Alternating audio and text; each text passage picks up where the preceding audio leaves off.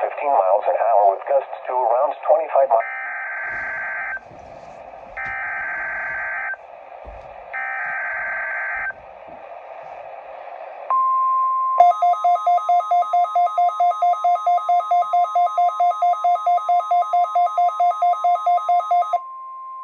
This is a test of the emergency alert system and NOAA weather radio's warning alarm.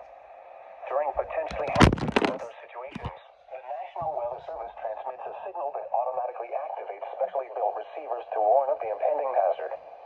Tests of the receivers are normally conducted by the National Weather Service every Wednesday near 12 noon. When there is a threat of or existing severe weather in the area on Wednesday, the test will the next day without a severe weather threat.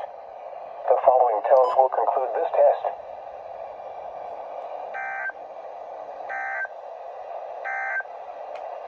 The forecast for the central Puget Sound region, including Bremerton, Seattle,